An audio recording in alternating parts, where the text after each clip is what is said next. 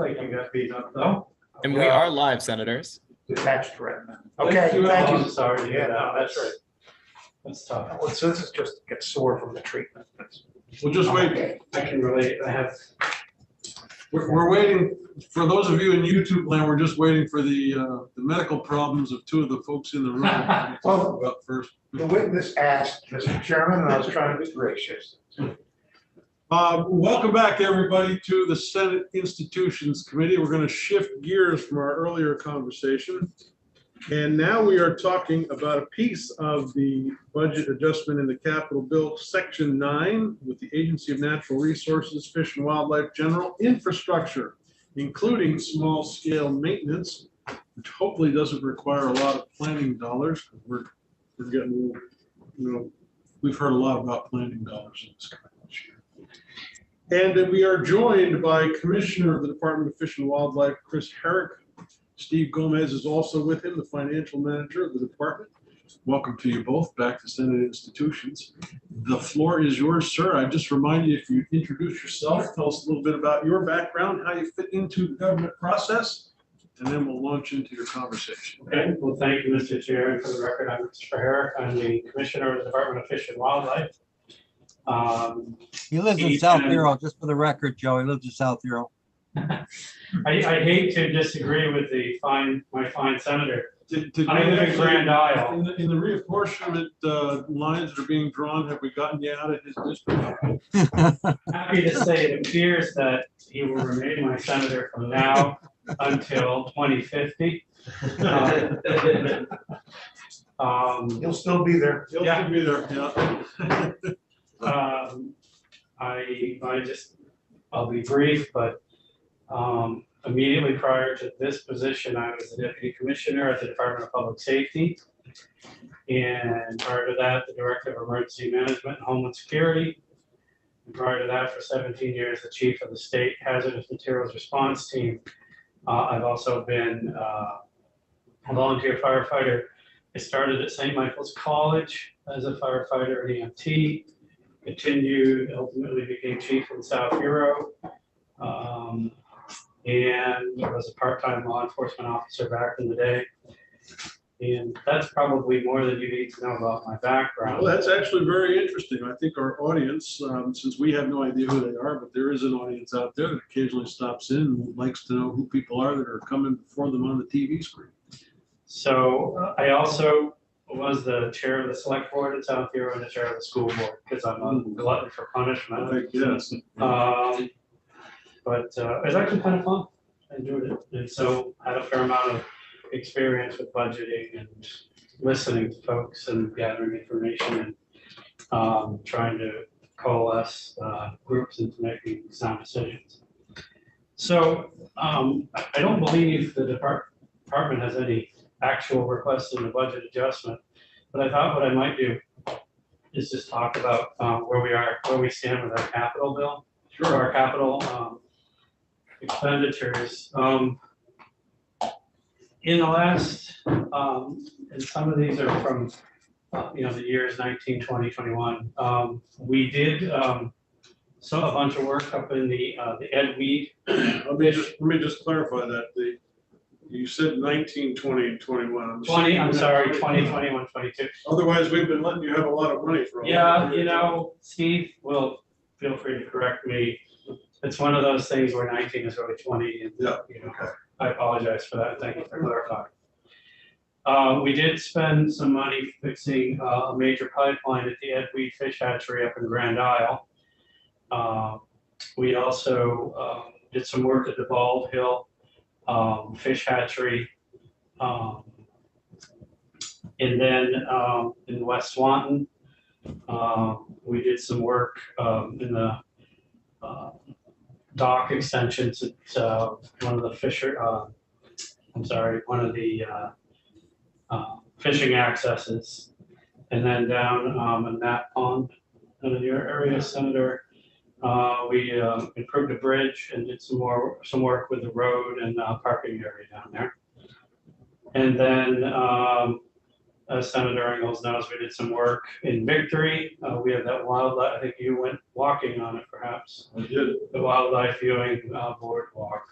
So that's some of the things that we've been working on that I would just highlight since you all are familiar with probably all of those.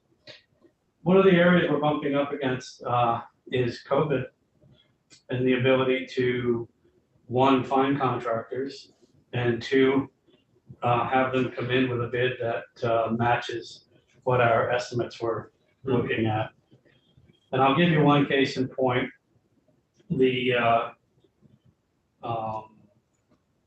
Bennington Fish Hatchery has a major overhaul, or a piece that needs overhaul. It's called a, let me grab my glasses, because if I say it wrong, it's a,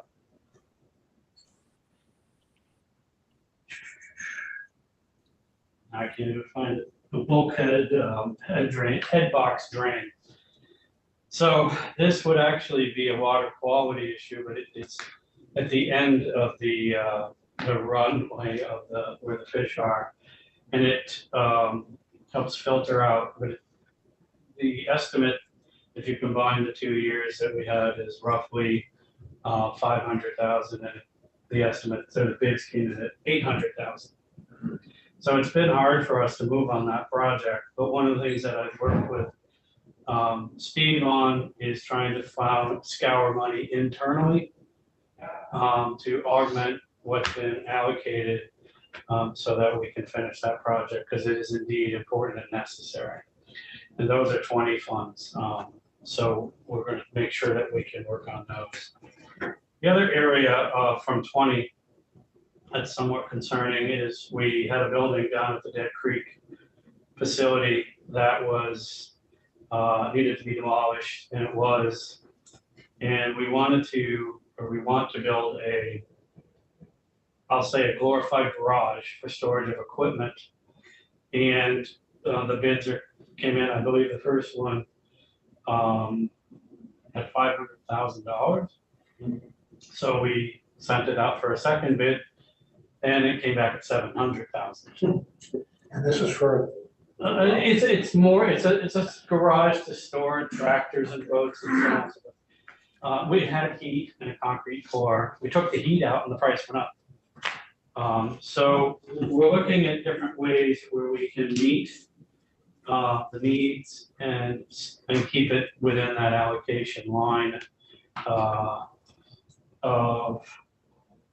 what do we have? 267,000 left.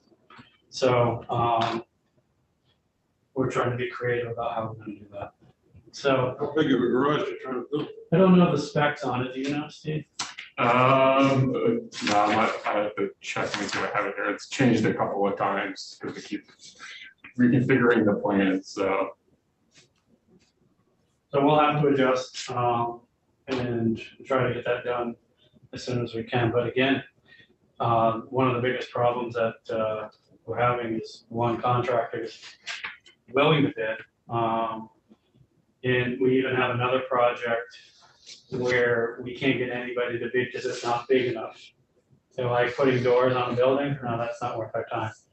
So it is a direct result of COVID, I have no doubt. So, but we're working to make sure we can stay on track as much as we can. But some of the other projects are moving through, and then we'll pick up the next years as we move forward. Where are you gonna put this garage? It's down at Dead Creek, you know, where the visitors, have you been down to the visitor center? Yep. I'll be behind there. So you can't move it to Colchester. I know this garage might be available. No, probably not.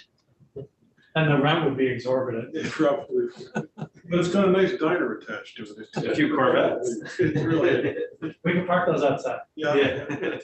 Who said that? That's the beauty of the mask. Yeah. So that's really kind of the overview I wanted to give you, and I can answer any questions you might have. So this project in particular is all from the last capital bill from 2021. You said earlier you were not asking for anything this time around.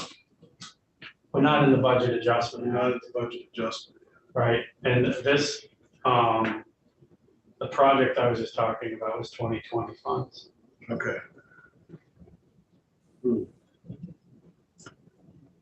Questions, committee? Anybody? We're here for a very short period of time. Well, I feel like I have to fill it a little bit. I'll let you know that the deer harvest report is out Yes. and available on the website. And also during, I believe next week, we'll be having public hearings regarding the proposal for moose and deer hunting season for the fall. What's the short version on the deer harvest? The deer harvest I see you, Russ. was around 15,000. So it was down a little bit from last year, but very close to the rolling 10-year average. The other thing I'll point to is the moose project. What we're looking at doing is we're proposing issuing 100 permits just up in E to continue combating the winter tick.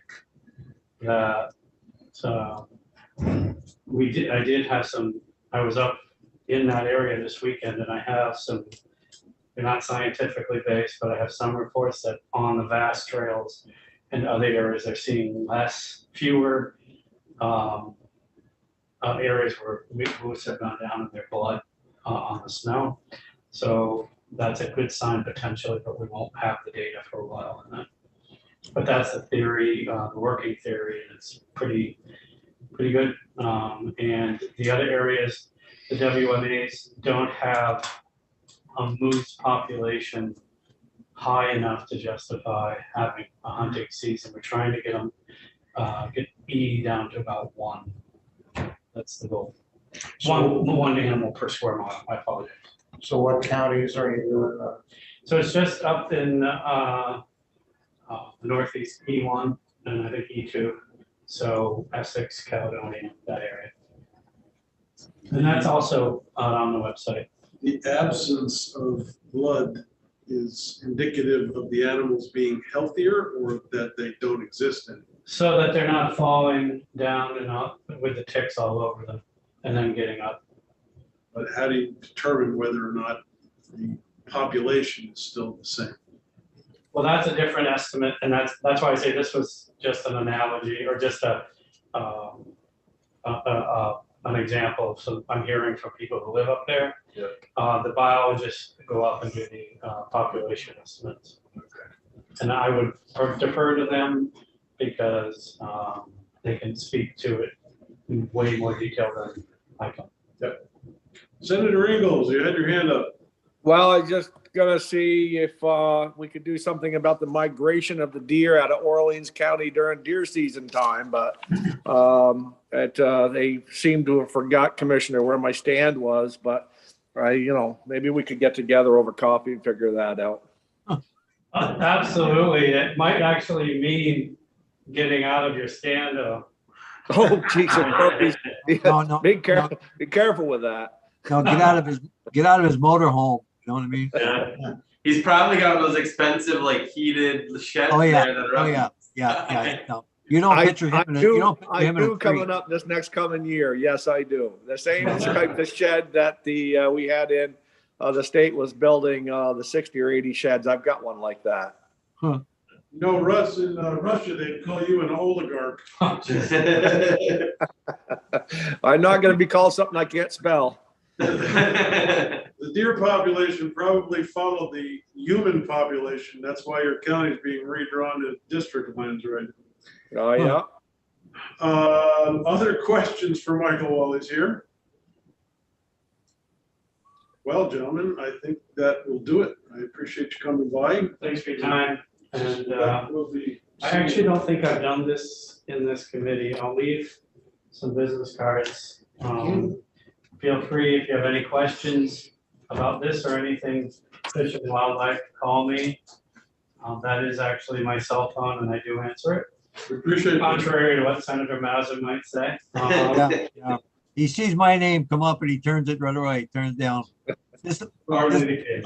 I'll save you his business card, boys. Well, gee, that'd be nice, yeah. You would give me one, no. I have to say that when I give these out, I usually get crank phone calls. So you have to, if you're getting crank phone calls, it's probably from 1 to 5. Well, no, if you call a lawyer, it costs you about $500 just to call a lawyer, first thing. Yeah. Yeah, Joe has a message before his goes through of his hourly rate. That's why. Right, yep. Calls are short. Okay, All right. thank you for your time. Thank you, gentlemen.